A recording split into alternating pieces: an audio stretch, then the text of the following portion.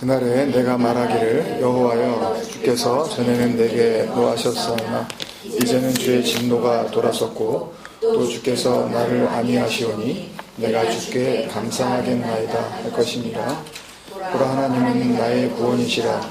내가 신뢰하고 두려움이 없으리니 주 여호와는 나의 힘이시며 나의 노래시며 나의 구원이심이라. 그러므로 너희가 기쁨으로 구원의 운물들에서 물을 기르리로다. 아멘. 이사야서 13번째 시간이네요. 구원의 운물들 마아옌의 하예슈아라는 제목으로 같이 말씀을 나누겠습니다. 시작하기 전에 몇 가지 드릴 내용은 이번에 4월 5월 달에 미국과 한국 다녀오면서 더 느낀 바이기도 하지만 오히려 이 자막을 이렇게 동영상에는 밑에 또 장로님이 또 집어넣기도 하시지만 오히려 그런 것들이 이렇게 복음을 받는데 장애가 되는 여지가 좀 있는 것 같아요. 그래서 공부를 하려고 들고 어떤 무슨 단어장 정리하듯이 그렇게 뭔가를 한 가지 뜻을 알면 그게 마치 어떤 구원의 어떤 역할을 하고 있다라고 착각을 하는 그런 경우를 너무 많이 봤기 때문에 그냥 이렇게 좀 어떻게 보면 좀 편안하게 좀 이렇게 들으셨으면 좋겠어요. 막 쓰려고 그러신다든지 학구적인 어떤 그 열의를 가지고 이렇게 덤비려고 한다든지 그래서 정리를 쭉 해가지고 이렇게 막 보물처럼 이렇게 간직을 하려고 그런다든지 이런 것들이 전혀 도움이 안 되더라고요. 조금이라도 도움이 되면 제가 좀 이거 계속 이렇게 해야 되겠다 싶은데 오히려 안 좋더라고요, 그게. 그래서 자막 없고 그냥 말씀의 어떤 내용이 이렇게 나누어질 때 그것을 좀 잘 듣고 꼭 이거는 내가 기록을 남겨야 되겠다 싶으실 때 이제 남기시고 하면 좋을 것 같아서 자막이 없다는 거 알려드리고요.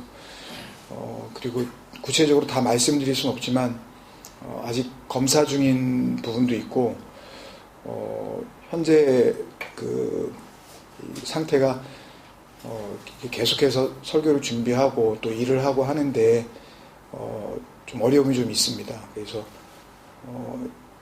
지금까지 2주에 한 번 우리가 모이고 그랬었는데 제 지금 상황으로 봤을 때는 한 달에 한 번 하는 것도 그렇게 만만치 않은 그런 상황이라는 것을 지금 느끼고 있습니다. 그래서 양해해 주시기를 바라고요. 특별한 어떤 사정이 아니면 그냥 매월 첫 주 한 번 정도 이렇게 우리가 한 달에 한 번 보이는 걸로 일단 당분간 그렇게 진행을 하도록 하겠습니다. 그래서 오늘은 이사야서 말씀인데 다음 달은 요한복음하고 또 그 다음에 이사야하고 이런 식으로 번갈아 가면서 하려고 생각 중이고요. 그리고 또 한 가지 양해해 드릴 것은 되도록이면 제가 설교 중에 좀 목이 마르고 그래도 이렇게 그냥 쭉 설교를 진행했는데 조금 그럴 수 없는 그런 상황입니다. 그래서 중간에 제가 물을 이렇게 마시더라도 좀 양해를 해주시고요. 그럴 때 여러분들도 이렇게 물 한 잔 드시고 또 그러시면 좋겠습니다. 그 김에 물 한 잔 먹고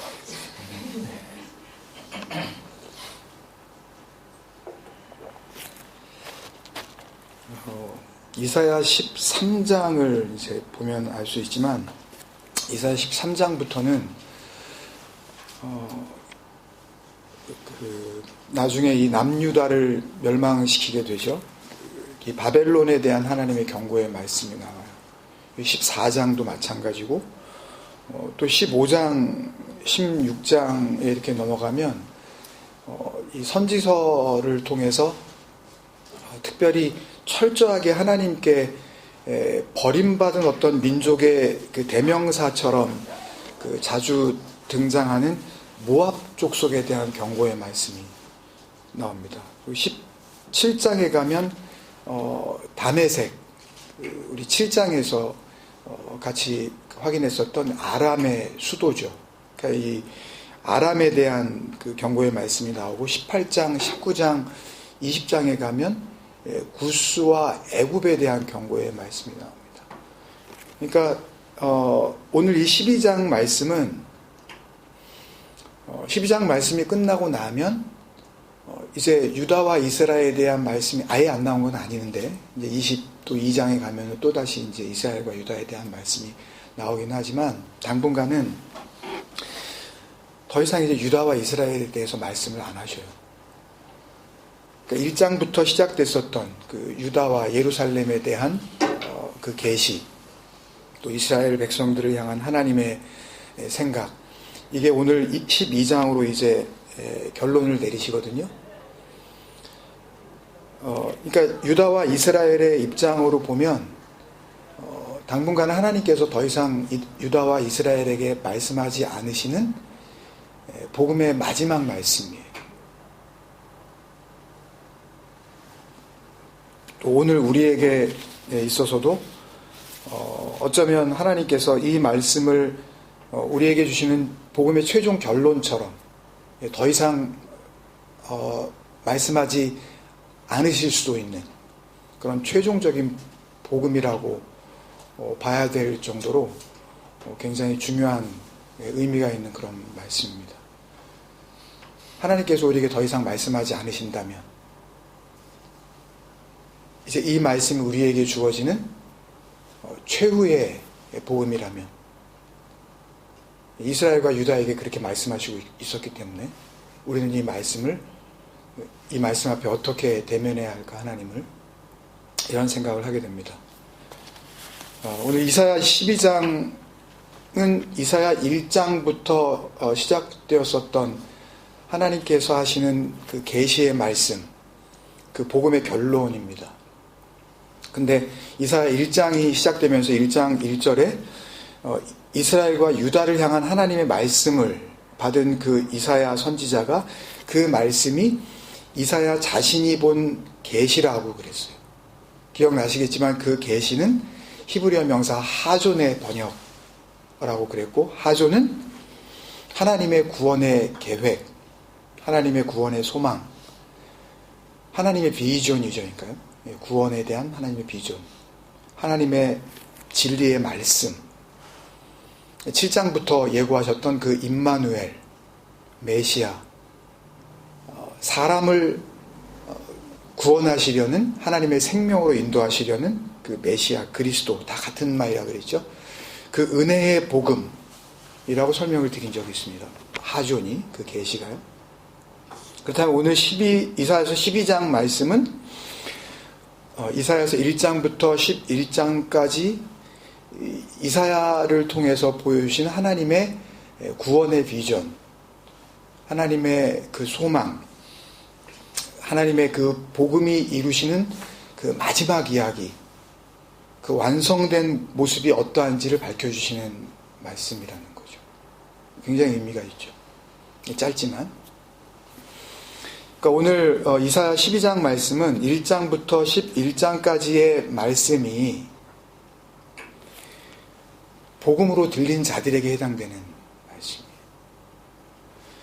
그 말씀을 통해서 하나님이 생명을 주시는, 하나님의 생명을 얻을 수 있는 복음을 들은 사람들에게만 해당되는 말씀이라는 거예요. 이게 무슨 말이냐 하면, 그러니까 복음을 받은 사람들이 복음에 대한 결론으로서 하나님께서 주시는 말씀이기 때문에 그 복음을 받은 사람들이 복음을 받고 나서 어떤 존재가 되었느냐. 복음을 받아도 우리 육신은 육신 그대로 그냥 있잖아요. 그냥 뭐 달라지는 게 특별히 없지 않습니까? 또 그들에게 무슨 일이 일어났는지, 그 복음의 결국이 무엇인지를 하나님의 입장에서 알려주시는 거라. 우리는 모르잖아요. 그 복음이 나를 어떻게 변화시켰는지. 성질이 조금 죽은 거, 그런 거는 복음하고 상관없다고 그러지 않았습니까? 그거는 조금만 자기가 기분 나쁘면 확 드러나잖아요. 못 참고. 그런 거 가지고 복음이 나를 변화시켰다라고 이야기하는 것은 그거는 어불성설이에요. 복음은 그 정도의 변화를 소망하지 않으세요. 그러니까 우리가 지금까지 쭉 1장부터 11장까지 읽어와서 잘 알고 있듯이 지금까지의 그 말씀은 하나님이 이스라엘과 유다에게 말씀하시는 복음스러운 말씀만 있었던 것은 아니에요. 오히려 거기에는 굉장히 자존심 상할 정도로 아주 너무 처참할 정도로 그 마음을 상하게 하는 그 거친 말씀들도 적지 않았어요. 1장 시작되자마자 이런 말씀이 있었잖아요. 너희가 어찌하여 매를 더 맞으려고 패역을 거듭하느냐. 이렇게 무슨 사극처럼 돼 있으니까 고상하게 들릴지 모르지만 얼마나 더 맞을래? 그런 얘기 아니에요. 무슨 복음이 이래요? 네? 몇 대나 더 맞아야지 내 정신 차리겠니? 그럼 이게 그러니까 인간사에서도 이런 말이 좋은 얘기로 들리나요? 왜 좋게 얘기하지 왜 그게 그렇게 얘기하냐고. 하나님의 하존이란 말이에요. 비존, 그 계시가 시작되자마자 너희가 얼마나 매를 더 맞으려고 패역을 거듭하느냐.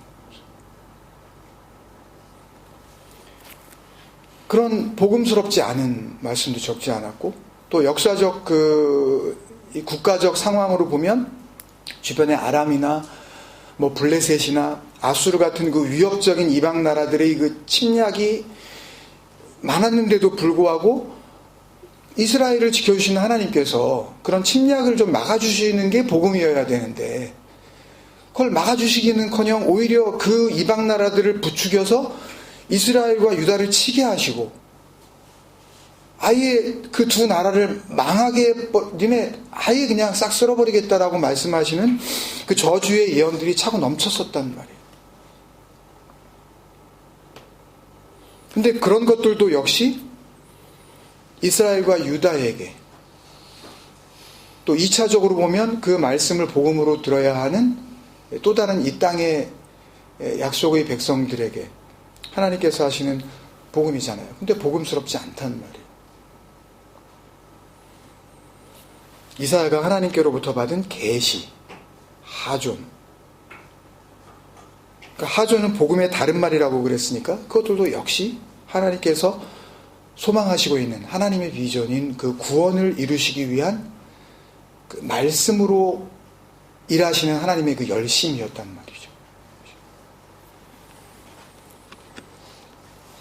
이사야 1장부터 11장까지의 모든 말씀 그리고 그에 따른 역사적 사건들도 마찬가지지만 그 이후에 하나님께서 성경과 예수 그리스도와 세상 역사 속에서 계시하시는 모든 말씀과 사건들은 그것이 우리 눈에 혹 복음스러워 보이지 않는다 하더라도 그 모든 것들은 하나님이 원하시는 그 구원의 비전, 그 하존을 이루시기 위한 은혜와 진리의 복음이었다는 말씀입니다. 예외가 없어요. 그러니까 하나님은 복음만 전하시려고 하신다는 말씀입니다. 반대로 말하면 하나님은 저주하지 않으세요. 하나님은 심판하지 않으신다고요. 잘 생각해 보세요. 하나님이 누군가를 지옥불에다 던지우시는 게 아니에요. 하나님은 저주를 위한 저주를 하지 않으신다고요.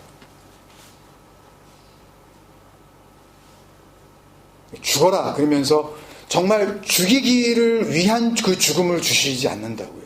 아수르를 들어서 바벨론을 들어서 이스라엘을 망하게 하시고 유다를 없애버리시는 것은 정말 그 망함 그 자체를 원하셔서 하시는 게 아니죠. 살리시는 복음이 뭔지 그걸 알게 하시기 위해서 싹 쓸어버리시는 거기까지만 보면 심판하신 하나님으로 보겠죠. 목표는 거기에 있지 않아요.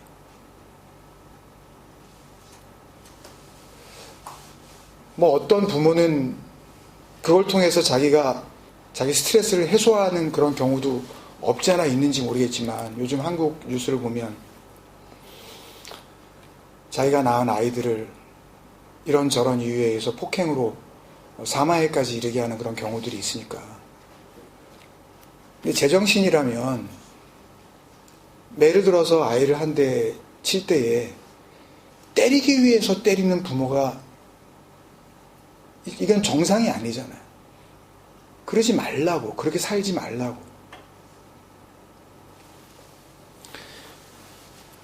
멸망과 심판은 육신을 입고 태어나는 인간들이 안고 태어나는 거예요. 착각하지 마셔야 돼요. 육신대로 살면, 진리의 복음을 얻지 못하면, 그 말씀에 의해서 하나님이 주시는 생명을 받지 못하면 그냥 육체 가운데 있는 그 자체가 네크로스예요. 이미 심판을 받은 거라고요, 그냥. 하나님이 심판하셔서 심판을 받는 게 아니라 하나님은 복음을 주시려고 그러는 거예요. 그 육신을 통하여.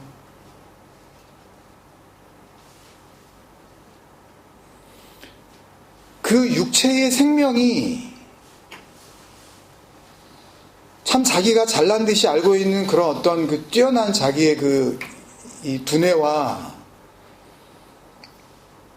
자기의 지혜가 하나님의 진리 앞에서 어리석음인 줄 모르고, 그게 죄악인 줄 모르고, 그게 죽음인지 모른 채 육체의 시간이 멈추고 나면 안고 태어났었던 그 심판과 멸망이 확정되는 것 뿐이에요.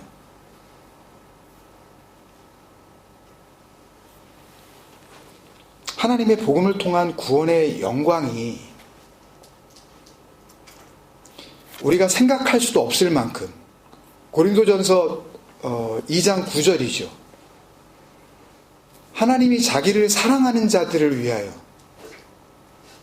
뭐 어디 보여야 하나님을 사랑하죠. 진정으로 사랑을 한다는 이야기는 그 토이스 아가포신 아우톤이라는 것은 하나님의 사랑을 받은 자를 의미하는 겁니다.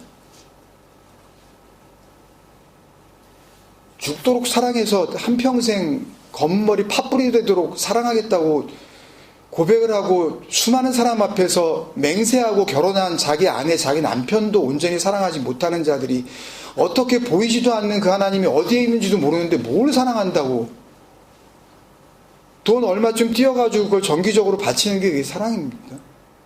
어떻게 보면 제일 쉬운 거예요, 돈으로 해결하는 건요. 눈 딱 감고 띄워주는 순간 그냥 뭔가 복이 떨어질 것 같다라는 그런 계산이 쓰는 거니까, 이건.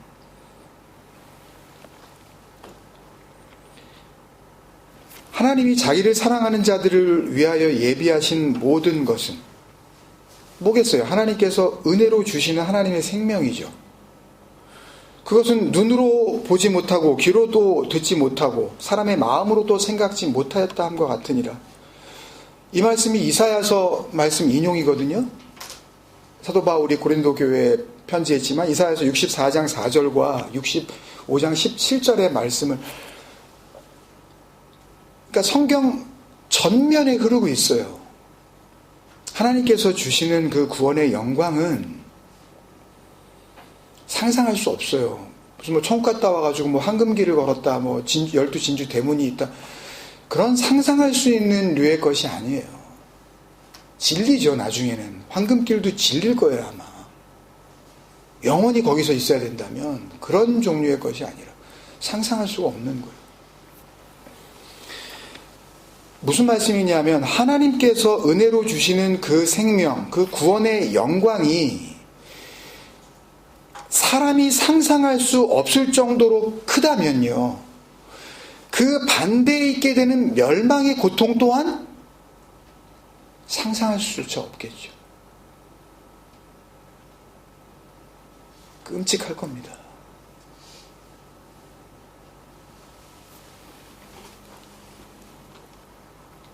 전에 다른 설교에서 그 복음을 받지 못하는 인간을 그 베드로 후서와 유다서 말씀에서 공히 잘 알고 계시죠. 그 알로고스 조에, 알로고스 조은, 이성 없는 짐승으로 부르고 있다는 말씀을 우리가 확인한 적이 있는데요.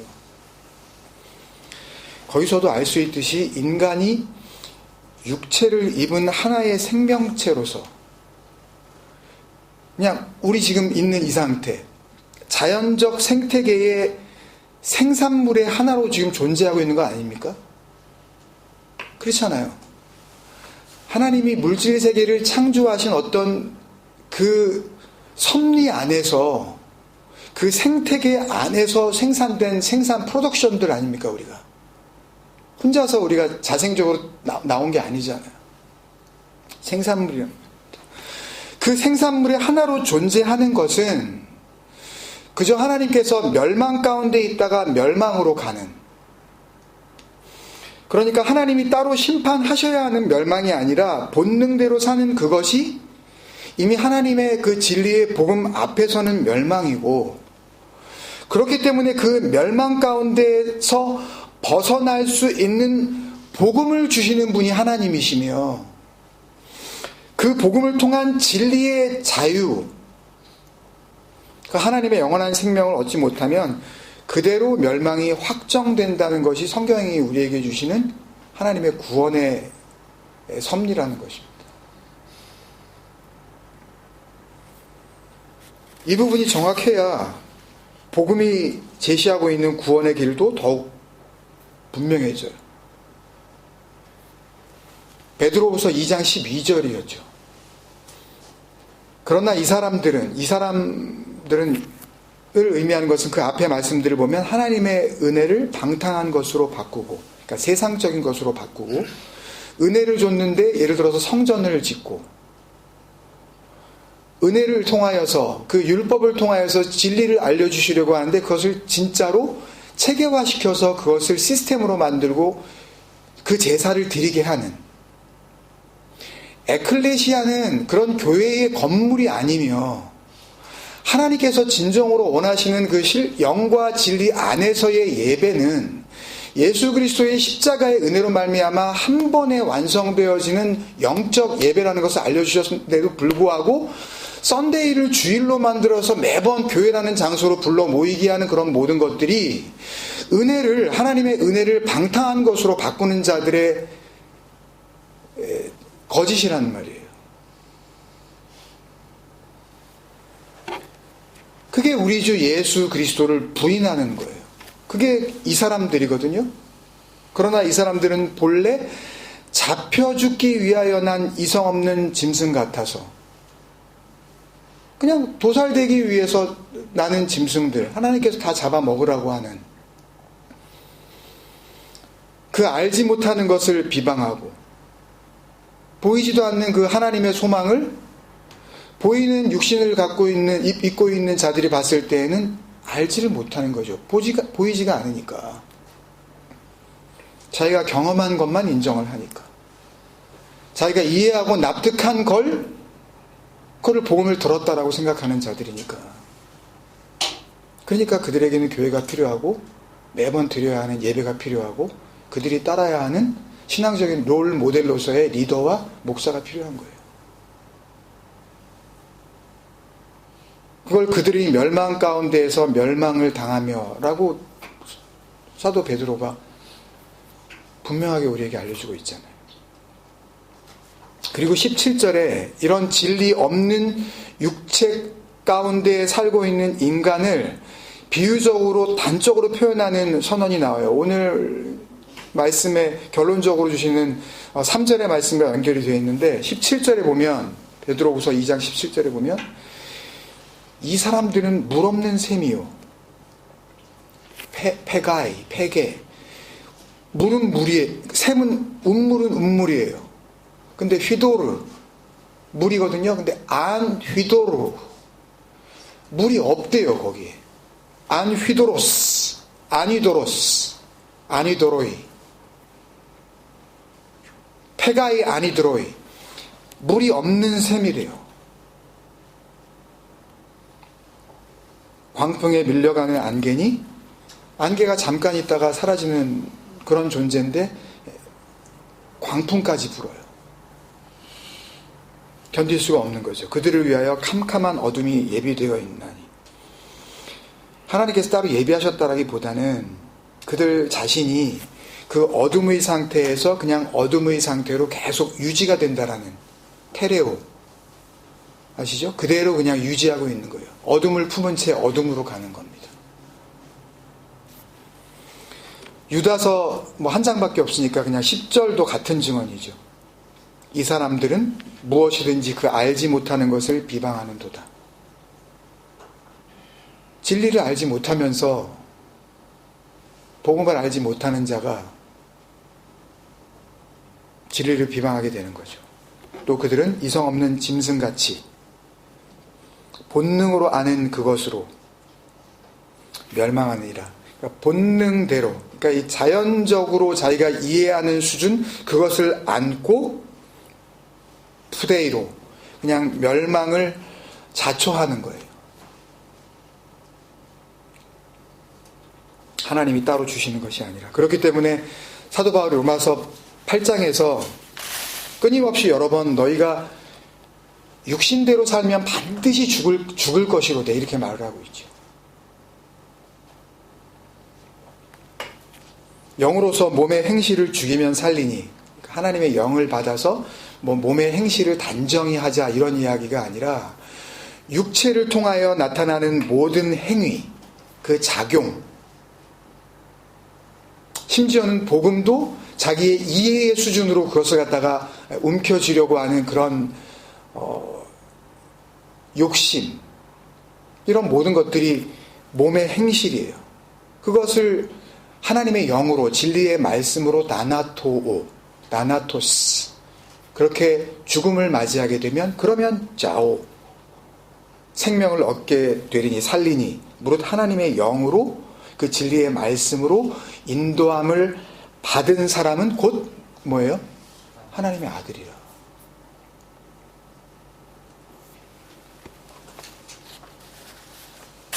하나님은 하나님의 아들과 하나 된 자시기 때문에, 아들은 하나님과 하나이기 때문에 주님께서 요한복음 10장에서 나와 아버지는 하나다라고 말씀하신 것처럼 동질이거든요.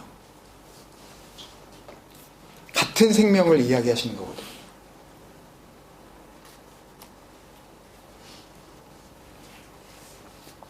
그러니까 심판과 멸망은 분명하게 말씀드리면 하나님께 받는 것이 아니라 스스로 그 길로 가는 거예요.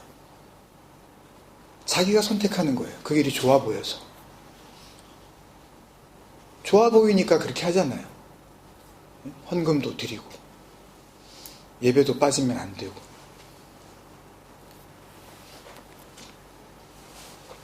이사야서에도 이 동일한 말씀이 나와요. 멸망은 하나님이 주시는 게 아니라는 말씀. 1장 28절인데 복음과 비교가 돼야 되기 때문에 27절부터 한번 보겠습니다. 27절, 28절 한번 누가 찾으셔서 읽어주실래요? 시온은 정의로 부족함을 받고 그 돌아온 자들은 공의로 부족함을 받으리라.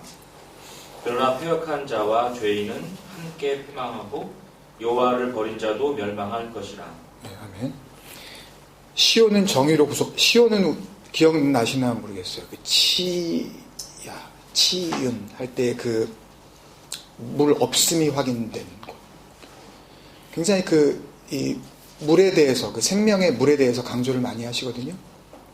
그 죽음의 땅, 죽음이 확인된 그 자리에서 하나님의 은혜가 시작이 되어지는 거죠. 스타오로스, 예수의 육체가 하나님 앞에서 찢겨지고 율법에 의하여 그때 하나님께서 그 죽음을 율법 아래에서 죽은 죽음이라고 인정하시면서 하나님의 은혜를 주시는, 하나님의 생명을 주시는 그 구원의 약속이 이루어지는 그 자리, 거기가 시온이라 그러지 않았습니까? 하나님이 거하시는 곳. 정의로 구속함을 받고 미시파트였죠. 이건 여러 번 해서 잘 아시죠. 뭐였죠? 미시파트 뭐였어요? 구원의 기준이 되는 진리의 말씀이라 그러지 않았습니까? 잘 기억해 두세요. 그 말씀으로 구속함을 받는 그 돌아온 자들은 공의로 구속함을 받으리라. 하나님의 그 거룩하심으로. 하나님의 거룩하심은 아버지의 말씀은 진리니이다. 거룩함의 본체가 하나님의 말씀이기 때문에 그 돌아온 자들은 공의로 구속함을 받으리라. 하나님의 거룩하심으로 속전을 치르시고 죄값을 치르시는 거죠. 우리의 육신의 값으로 치르시고 하나님께서 그 말씀으로 우리를 구속하신다는 말씀이 27절의 말씀이라면 28절 그러나 패역한 자와 이 패역이라고 할 때 이 포쉐임이라는 이 히브리어 단어는 파샤라는 히브리어 동사에서 왔는데 파샤라는 히브리어 이 동사는 스스로 이렇게 거절하는 거예요. 그 안에 있으면 되는데 스스로 그 안에 있지 않고 그냥 이렇게 break away 해버리는 그거를 패역한 자라고 그럽니다. 스스로 복음을 거절한 자를 말하는 거죠. 죄인, with hard time, 핫타, 하나님께서 원하시는 그 자리에 있지 않은 상태. 자기가 원하는 그 자리로 가는 그들, 죄인이라고 그래요. 뭐 얼마나 엄청난 범죄를 저지른 사람 자체를 죄인이라고 하는 것이 아니라 하나님께서 있기를 원하시는 그 자리에 있지 못하는 상태. 함께 패망하고 이 쉐베르라는 단어는 affliction 영어로 하면 그런데요. 불행이에요. 스스로 자초하는 거예요.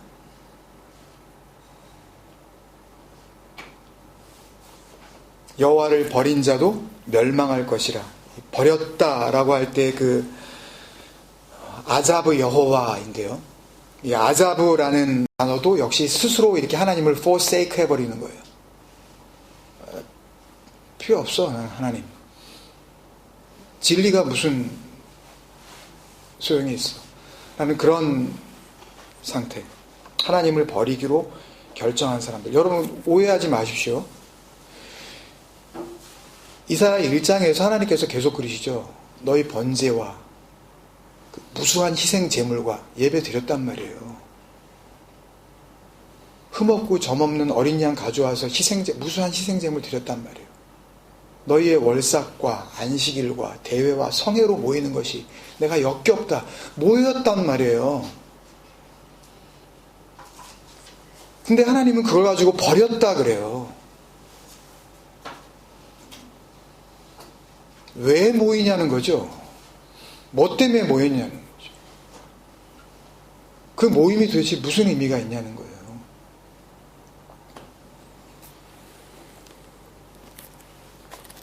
스스로 구원의 가능성을 갖고 있다고 생각하는 모든 자들을 하나님께서는 나를 버렸다.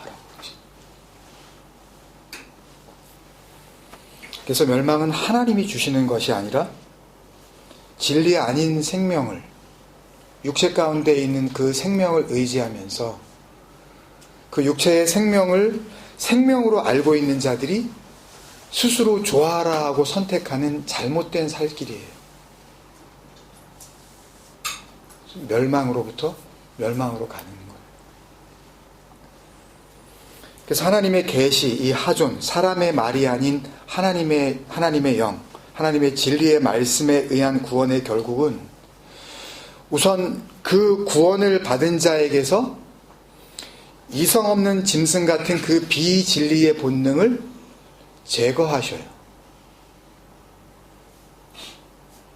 그리고 그 구원의 능력이 되었던 뭐라 그랬죠 아까요? 뮤시파트. 그 하나님의 진리의 말씀, 그 진리의 영을 그걸로 살리셨기 때문에 그 진리의 영을 그가 갖고 있는 진정한 생명으로 바꿔주셔요. 그게 오늘 1절의 말씀이에요. 그날에 내가 말하기를 이렇게 시작이 되죠. 이 그날로 번역된 이 바욤 하우에 대해서는 이사야 2장 4장에서 상당히 자세하게 우리가 다루었었기 때문에 웬만하면 기억이 나시겠지만 그렇지 않으시다면 그때 설교를 다시 참고하시면 될 것 같고요. 한마디로 이 그날 이 바욤 하우를 정의하자면 그날을 아하리트 하야밈이라 그래서 말일에 마지막 날들에 이렇게 말씀을 하셨죠. 그러니까 우리가 사는 날들은 마지막 날들을 지금 살고 있는 거예요. 오늘은 우리에게 있어서 마지막 날이에요. 인생으로서 모든 날들을 가리키지만 특히 하나님의 진리 앞에서 날마다 우리가 그 복음의 진리와 직면해야 되는 구원과 멸망의 갈림길을 의미한다고 그랬습니다. 그런데 하나님의 복음의 결론은 멸망이 아니라, 멸망의 길이 아니라 구원의 길로 완성되는 거기 때문에 하나님의 복음은 언제나 그 길로 우리를 인도하고 있는 겁니다. 그래서 오늘 여기 12장 1절에 그날 바이옴하우로 시작이 되고 있는 것은 이사야서 1장부터 11장까지 계속 말씀해 오신 하나님의 구원의 약속이 완성이 된 복음의 결론을 정리해 나가시려는 의도가 있는 표현이라는 것을 알 수가 있어요. 여기서 내 이야기를 끝내겠다고. 그리고 4절에 보시면 다시 또 그날이 나와요. 반복이죠. 같은 내용을 또 강조하시는 거예요. 조금 다른 표현으로. 바이옴하우. 그래서 1절부터 3절까지의 말씀과 4절부터 6절까지의 말씀이 똑같이 구원의 완성된 모습을 선언해 주시고 있는 거고, 이렇게 반복된 말씀은 보이는 육체 가운데 보이는 것이 모든 것인 줄 알았던 그 육체의 생명을 의지하고 있었던 자들 안에 이루어진 보이지 않는 구원의 실체가 그만큼 하나님 앞에서 분명하고 확실하다는 약속을 강조해 주시고 있다는 것을 알 수가 있어요. 반복의 말씀이니까 1절부터 3절의 말씀을 중심으로 살펴보고 4절부터 6절의 말씀은 미리 읽어보셨겠지만 제가 지금 나누는 말씀을 토대로 해서 여러분들이 또 한 주간 동안 이렇게 그 복음 안에서 묵상을 해보세요. 그리고 이렇게 카페에 본인의 그 믿음의 고백을 올려주시면 좋을 것 같아요. 그러실 수 있는 분이 있으시면 참 좋겠어요. 1절에 그날에 내가 말하기를, 이제 말을 할 수가 있는 자가 된 거죠. 하나님 앞에서. 아마르, 나바르와 달리 이제는 복음을 선포하는 자가 될 거라고 이사야가 하나님께서 받은 말씀을 지금 하고 있는 거예요. 이스라엘 백성들이 하고 있는 이야기가 아니에요. 실질적으로는 하나님께서 하시는 말씀이죠. 이사야의 입술을 빌려서 여호와의 주께서 전에는 내게 노하셨사오나 이제는 주의 진노가 돌아섰고 또 주께서 나를 아니하시오니 내가 주께 감사하겠나이다 할 것이니라.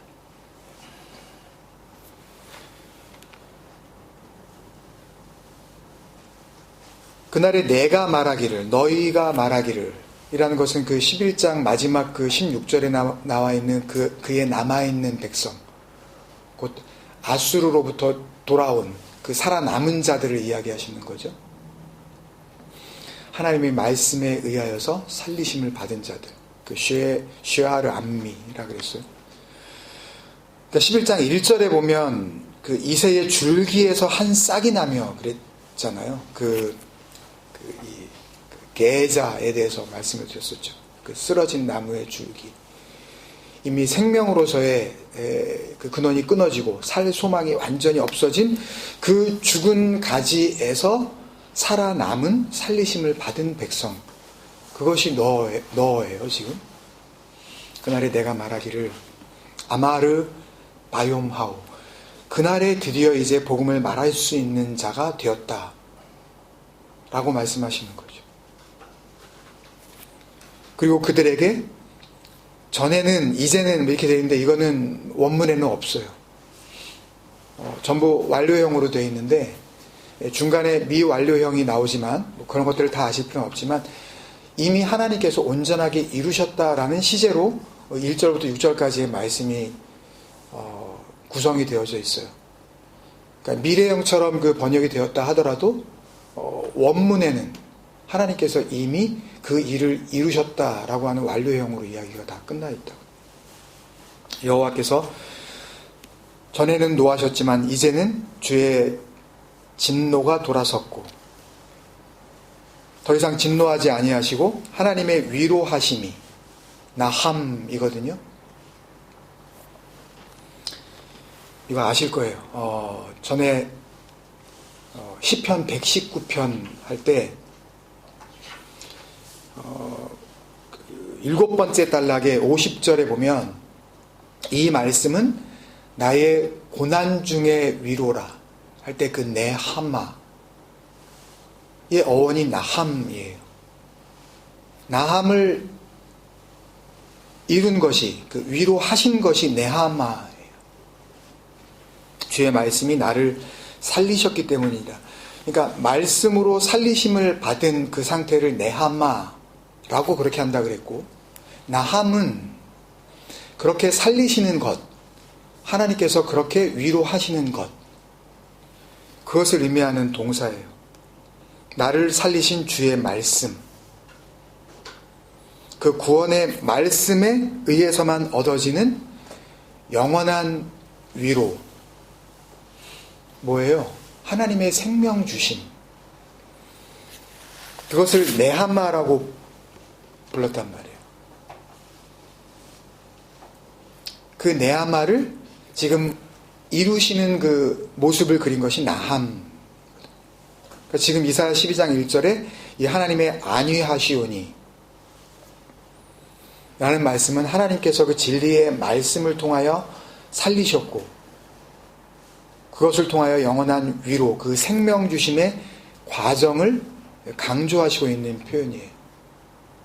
그러니까 하나님이 주시는 위로는 물질적, 세상적, 감정적, 육체적 위로가 아닌 말씀에 의한 보이지 않는 소망으로서의 그 영원한 위로하심, 죽은 자를 생명 없는 자에게 생명을 주시는, 생명을 바꾸시는 그 자비하심, 그 생명의 은혜를 강조하시고 있는 그 단어가 나함, 이 한 단어에 압축이 된 그런 말씀. 이렇게 되면 어떻게 되겠어요? 이미 말씀드린 것처럼 그 생명의 말씀으로, 그 말씀의 위로를, 말씀으로 살리심을 받은 거니까 그 말씀이 그들을 살린 생명이 되었기 때문에 그들 자신이 그들 자신의 생명이 된 하나님의 말씀이 되어 존재하기 시작을 하는 거죠. 우리는 못 느껴요. 말씀으로 자꾸 확증해 주시는 거예요, 하나님께서. 그러면 그들은 그 자체로 하나님께 말할 수 있는 자가 된 거예요. 그거를 감사라 그럽니다. 그게 히브리어 동사 야다예요. 이 1절에, 12장 1절에 나온 이 야다는 우리가 보통 잘 알고 있는 알다, 뭐 깨닫다, 부부가 이렇게 동침하다, 그런 쪽으로 번역이 되는 발음이 거의 똑같은 그 야다와 다른 야다예요. 그 야다는 히브리어 알파벳 요드 달렛 아인으로 쓰는 단어고, 지금 우리가 지금 보고 있는 이 감사하다, 찬양하다, 고백하다라는 이 야다는 요드 달렛 해를 쓰기 때문에 굳이 구분을 하자면 알다, 깨닫다, 하나가 되다, 얘 그 야다는 그냥 야다, 이게 좀 짧게 끊어져요. 뭐 굳이 구분을 하자면. 그런데 지금 감사하다, 고백하다, 찬양하다는 뒤에 해가 있기 때문에 발음이 좀 장음으로 야다라고 좀 이렇게 길게 되어지는 발음이에요. 하여튼, 그러니까 오늘 1절 말씀, 그 마지막에 나오는 그 야다, 내가 주께 감사하겠나이다 할 것이니라는 표현은 단지 하나님께 구원을 받고 이제 마음의 위로를 받은 자들이 하나님 저를 구원해 주셔서 참 감사합니다, 그런 어떤 심리적인 상태, 그런 이렇게 말을 표현하게 될 거라는 그런 의미가 아니라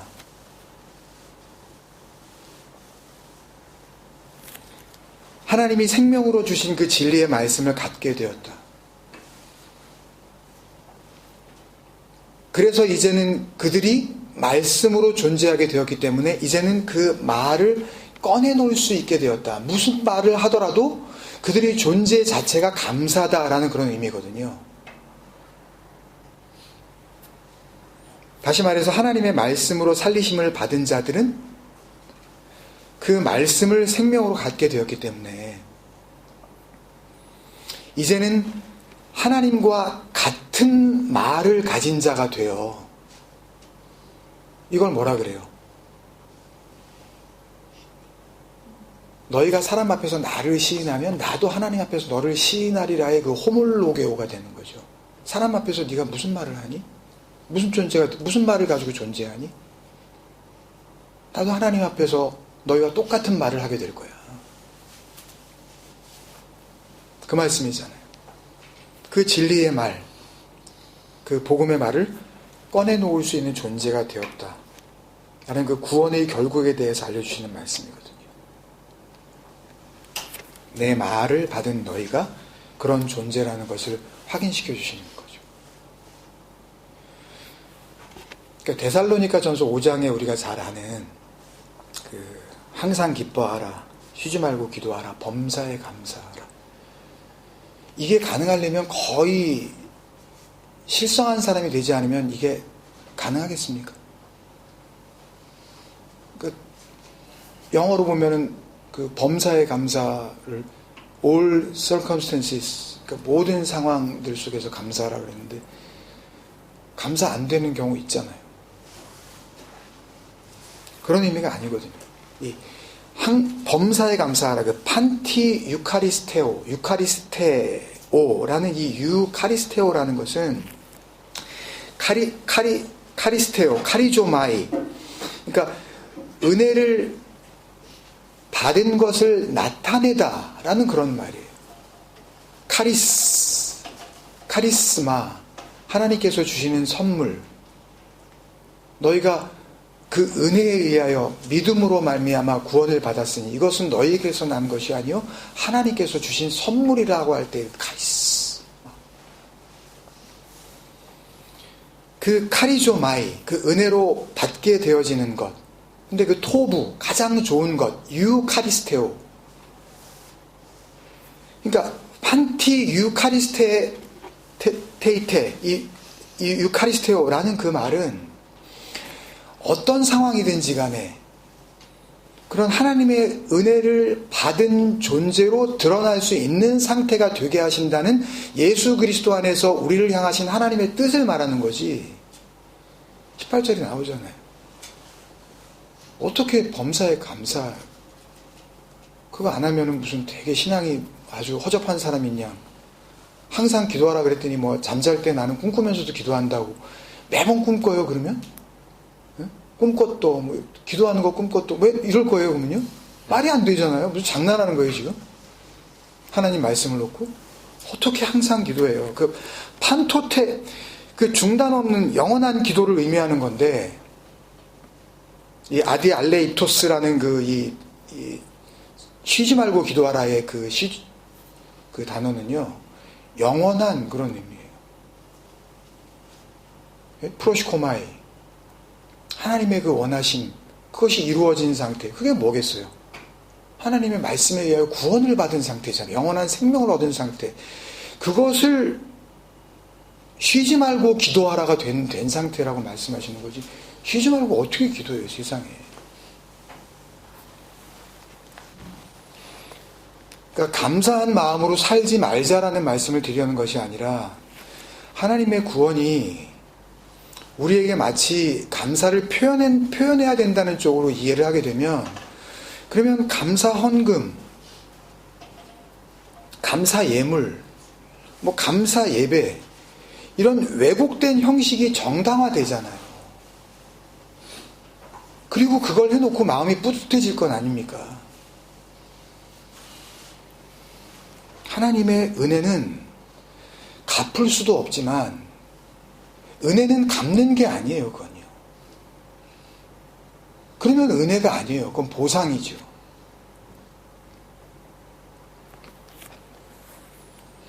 갚기를 바라지도 않으실 뿐더러 그런 감사를 진리 안에 있는 감사라고 성경은 이야기하고 있지 않아요. 이제 감사하지 않아도 되겠네, 뭐 그런 쪽으로 가시지 마시고 진정한 감사가 뭔지, 존재 자체로 내가 어떻게 하나님 앞에 감사한 존재가 되는지를 한번 고민해 보시라고요. 그러면 그런 감정적 감사도 흔들리지 않으실 수가 있을 거 아닙니까? 내 존재 자체가 감사인데. 어떻게 이랬다 저랬다 일희일비하실 수가 있겠냐고요.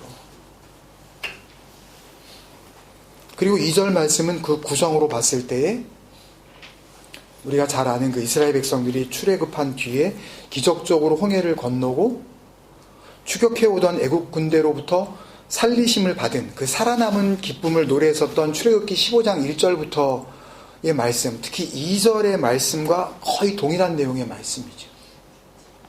내용은 동일한데 상황으로 보면 서로 완전히 다른 것이, 그때는 그러니까 출애굽기 15장 그때는 실질적으로 죽을 뻔했었잖아요. 육체가 죽을 뻔했었다고요. 뒤에는 병마를 타고 막 그냥 막 무섭게 쏜살같이 막 쫓아오고 있는 애굽 그 군대가 있고, 다 잡아들여서 다시 애굽으로 끌고 가려고 하는, 앞에는 그냥 사람의 몸으로는 건널 수 없는 큰 바다가 있고, 죽을 뻔했었던 육체적 목숨을 모세에게 역사하시는 하나님의 도우심으로 말미암아 건지게 대한 감사의 노래였다면, 그러니까 실질적으로 느꼈잖아요. 아, 살았다. 우리는 건너고 나서 뒤돌아보니까 그 물에 쓸려가는 애국 군대들을 보면서 아, 살았다. 안도에 지금 그 숨을 돌리고 있는 거 아닙니까? 그러면서 하나님은 우리의 힘이요 노래요 우리의 구원이시다라고 노래를 했단 말이에요. 상황이 그런데 지금 이사야서 12장은 연대로 보면 BC 732년 3년경이라고 말씀을 드렸는데, 이때는 이전에도 말씀드린 적이 있지만 북이스라엘은 이때로부터 10년 뒤면은 완전히 망해요. 그러니까 사실상 지금 북이스라엘은 존재하고 있기는 하지만 나라가 아닌 거나 마찬가지인, 이미 아수르의 그냥 한 파트가 되어버린 속국으로 진배 없는 상태에서 국가 멸망의 수순을 밟고 있는 상태였고, 남유다도 나라의 명맥만 유지하고 있었을 뿐이지 북이스라엘 상황과 별반 다를 바가 없었어요. 그 7장에서 본 대로 형제 나라인 북이스라엘과 이방 나라인 아랍연합군이 쳐들어와서 엄청나게 공격을 해서 큰 피해를 입었단 말이에요. 연이어서 아수르와 바벨론의 조공을 바치게 되고, 뭐 일반인은 물론이고 왕들도 포로로 끌려가면서 국민 전체가 자기의 생명과 재산을 전혀 보호받지 못하고 있는 상태였거든요. 끝난 거예요, 이건요. 사람 생명이 이건 정말 그냥 이제 아수르가 들어오고 바벨론이 들어오면 이제 끝나는 거라고요. 그런데 오늘 2절 말씀을 보면 보라, 하나님은 나의 구원이시라. 내가 신뢰하고 두려움이 없으리니 주여와는 나의 힘이시며 나의 노래시며 나의 구원이심이라 라고 했다면, 이런 찬양과 고백은 출애굽기 15장과는 지금 다른 거니까 현실적 상황에 대한 그 살리심을, 육체적 어떤 생명을 구원받게 된 어떤 그런 그 구원을 기뻐하고 노래한 것이 아니라는 것을 알 수가 있죠. 이스라엘 유다 백성 모두, 왕들까지도 다 포로로 끌려가고 다 죽게 되는 상황이었으니까. 특히 2절 앞부분에 출애굽기 15장 2절 말씀과는 다른 말씀이 하나 나오는데, 보라, 하나님은 나의 구원이시라 라는 말씀이 나오는데요. 이 번역의 히브리어 원문을 보면 뭐 우리 그 번역이나 아니면 뭐 영어 번역이나 전부 다 이시라, 영어로 치면 비동사, 이게 다 있어요. 근데 이 이시라에 해당이 되는 하나님 나의 구원이다 라고 하는 이 소위 그 서술형 동사, 그러니까 문법적으로는 불완전 자동사라고 하죠. 이 is가 히브리어 원문에는 없어요. 히브리어 원문에는요, 보라, 하나님 나의 구원, 이거밖에 없어요. 비동사가 없다고요. 히브리어 문장의 그 특징인데요, 이렇게 서술 동사 없이 명사만으로 이루어진 문장은, 문법 얘기가 나오면 뭐 별로 안 좋아하시면 어차피 말씀 안 드릴 수가 없습니다. 이 부분은 복음안에서 굉장히 중요한 부분이라서, 명사만으로 이루어진 문장은 이렇게 두 단어가 완벽한 완전한 동격일 때, 완전한 동질과 동급일 때 사용하는 히브리어의 독특한 시적 표현 방법 중에 하나예요. 예를 하나 들어드릴게요. 같은 이사야서 말씀에서 이사야서 54장에 가면 진정한 이스라엘의 회복이 뭔지, 영원한 새 예루살렘의 영광이 무엇인지를 다시 한번 약속하시는 말씀이 나오는데, 거기 5절에 보면, 4절부터 보면 좋을 것 같은데, 5절에 보면 지금 이렇게 비동사가 없는 상태에서 똑같은 문장 형식을 사용하셨는데, 한번 4절, 5절을 먼저 찾으시면 한번 요번에도 읽어주시겠습니까? 4절, 5절. 두려워하지 말라. 내가 수치를 당하지 아니하리라. 놀라지 말라. 내가 부끄러움을 보지 아니하리라. 내가 내 젊었을 때의 수치를 잊겠고 과부 때의 치욕을 다시 기억함이 없으리니 이는 너를 지으신 이가 내 남편이시라. 그의 이름은 만군의 여호와이시며 내 구속자는 이스라엘의 거룩한 이시라. 그는 온 땅의 하나님이라. 일컬음을 받으실 것이라. 아멘. 네. 여기 5절에 보면 이는 너를 지으시니가 내 남편이시라 라고 했는데, 여기도 히브리어 이 비동사 역할을 하는 하야 동사가 없어요. 원래는 보통 여기다가 이 남편, 이 보알라이크라는 단어를 썼는데, 바알이 원래 남편입니다. 이 구약 성경에 나오는 이 바알을 섬겼더라 할 때 그 바알은 뭐 굉장히 나쁜 이름이 아니라 원래 남편이라는 그런 뜻이라고 전에도 말씀드린 적이 있어요. 이 보알라이크, YA 오사이크, 이 아사 동사의 이제 그 분사형인데, 그러니까 원문에 보면 어떻게 되어 있냐면 네 남편, 너를 지으시니, 딱 이렇게만 나와 있다고요. 무슨 말씀이냐면 네 남편이 곧 누구란 말씀이에요. 너를 지으시니. 너를 지으시니와 네 남편이 뭐란 이야기예요? 완벽하게 같다는 이야기예요.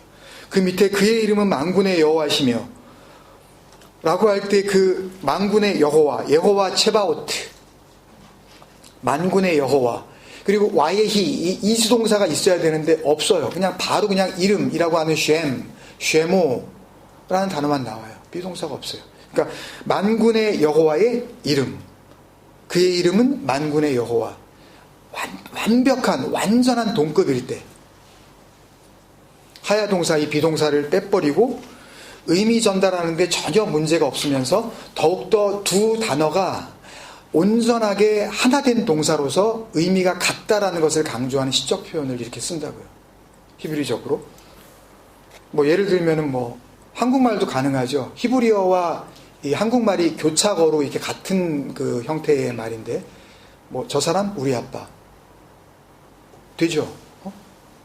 이 여자 내 아내, 이게 되는 것처럼 이 여자와 무슨 말씀인지 아시겠죠? 히브리어가 이렇게 강조하고 있다고요. 그 표현들을.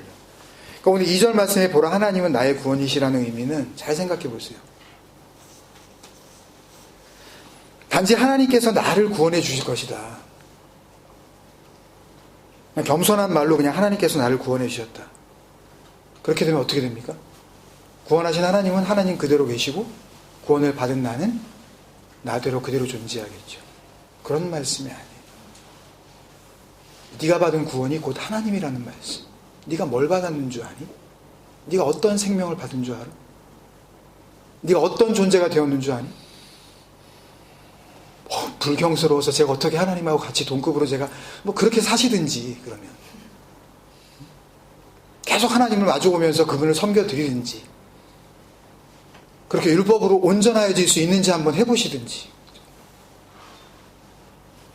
평생 승질 안 내고 그 거룩함으로 경건한 모습으로 살아갈 수 있는지. 하나님과 나의 구원이 동질적으로 같다. 저는 그런 말씀이거든요. 나의 구원, 예슈아티. 여기에서 당연히 예수가 나왔습니다. 야슈아는 구원을 하답니다. 동사예요. 예슈아는 그것의 수동태 분사형입니다. 자꾸 이런 얘기해서 죄송한데. 그러니까 구원을 받은 상태를 말하는 거죠. 예슈아는 네가 구원 받은 상태가 곧 엘 하나님이야 라고 강조하시는 시적 표현을 이스라엘 백성이 지금 자기네가 지금 얘기하는 게 아니에요. 다시 말씀드리지만 하나님께서 이스라엘을 통해서 너희가 받은 구원이 뭔 줄 아니? 내 말을 받고 나의 생명을 가진 거야. 내 말이 되는 거야. 2절에서는 너희가 받은 구원이 뭔 줄 아니? 그것은 하나님 자신이 되는 거야. 구원받은 상태가 어떠한지에 초점이 있는 단어가 바로 예슈아예요. 엘 예슈아티니까 너를 지으시니 내 남편 그의 이름 만군의 여호와. 내가 구원으로 받은 것은 하나님 자신이었다는 말씀. 구원하신 하나님이 말씀하시고 너희가 받은 구원이 뭔 줄 아니? 너희에게 이루어진 구원이 뭔 줄 알아? 그리고 3절로 첫 번째 단락의 말씀을 정리합니다. 다시 말씀드리지만 1절에서는 하나님의 말씀을 생명으로 갖게 된 사람들이 야하다, 감사하는 존재가 되어지고, 그리고 그 말씀을 받은 자들이 2절에서는 하나님의 말씀을 가졌기에 하나님과 동일한 생명을 가진 자로서 그것은 곧 하나님을 가진 것이라고 말씀하신 거니까. 3절에서는 그렇게 하나님의 말씀으로 하나님과 하나가 된 자들을 시적으로, 비유적으로, 아까 베드로후서 2장 19절에서 그 진리를, 그 말씀을 받지 않은 자들을 어떻게 해요? 물 없는 셈이라고 말씀을 하셨다면, 이번에는 그 말씀을 받았기 때문에 그들을 뭐라고 부르시겠어요?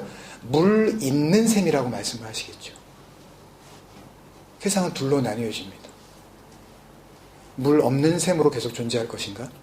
아니면 그 말씀에 의하여서 물 있는 샘물이 될 것인가?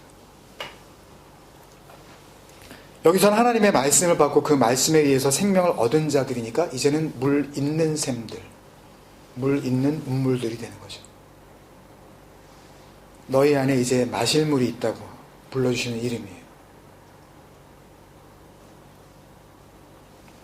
주님께서 야고보의 운물물 앞에서 수가성 여인과 말씀을 하시면서 그 물을 마시는 자마다 다시 목마르거니와 내가 주는 물을 마시는 자마다 영원히 목마르지 아니하리라. 땅에서 나는 물이 아닌 자기 자신에게서 발동되어지는 어떤 그런 자력으로 만들어 보려는 그런 구원이 아닌, 그런 물이 아닌, 하나님이 물 없다 하시는 그 운물들이 하나님께서 주시는 그 위로부터 주시는 영원히 목마르지 않은 물을 받아서 이제는 기쁨으로 그 구원의 물들을 퍼낼 수 있는 생명의 강수가 흘러넘치는 구원의 운물들이 되었다고 선언해 주시고 계시는 거죠. 그래서 3절이 그러므로 너희가 기쁨으로 구원의 운물들에서 물을 기르도다. 너희의 배에서 생수의 강이 넘쳐나리라고 약속하신, 어디 안 가도 돼요. 그러니까요. 물 안 가도 된다고요. 여기저기 기웃거릴 필요가 없어요. 그 말씀에 의해서 우리 각자가 구원의 운물들이 되어 하나님이 마실 수 있는 그 물을 품은 자로서 우리는 그 물을 퍼낼 수 있는 자가 되는 겁니다. 줄 수가 있어요. 우리는. 그게 설교고, 그게 전도고, 그게 선교입니다. 퍼줄 것도 없으면서 뭘 퍼주겠다고 하는 행위와 형식에 의한 것은 사기죠. 스스로 속고 남을 속이는, 형식을 주고 예배를 드리라 그러고 찬송가를 부르라 그러고 기도를 하라 그러고 헌금을 내라 그러고 하나님을 사랑하는 만큼 심으라 그러고 사기예요. 없는 자가 뭘 주겠어요? 줄 수 있는 게 없는데, 퍼낼 수 있는 게 없는데. 하나님의 말씀을 생명으로 받고 감사하는 자가 되고 하나님의 말을 하는 자가 돼요. 아버지가 내 안에, 내가 아버지 안에 있어. 나와 아버지가 하나가 되어지는 하나님은 나의 구원이시라. 엘 예슈아티. 그래서 내 안에 마실 수 없는 물이 아닌 마시고 영원히 목마르지 않는 구원의 물로 가득 채워진 그 구원의 운물들로 불러주시는 하나님의 구원의 약속이 이 말씀 안에 흐르고 있다는 진리를 우리 모두가 살리시는 은혜로 받으실 수 있기를 주님의 이름으로 축원드립니다. 아멘. 기도하겠습니다. 사랑하는 아버지, 은혜를 감사합니다. 다시금 육체의 건강을 허락하여 주셔서 서로가 기쁨으로 만나고 주의 영원하신 말씀을 나눌 수 있는 시간을 갖게 하신 것 감사합니다. 아버지께서 영광 받아 주시옵시고 하나님께서 주시는 그 말씀들이 이성 없는 짐승 같고 메말랐었던 그 물 없는 샘 같은 우리에게 흘러들어와 하나님과 하나된 영원한 생명과 구원의 기쁨을 노래하는 아름다운 운물들이 되게 하여 주시옵소서. 아멘. 생수의 근원 되시는 예수님의 이름으로 감사하며 기도드립니다.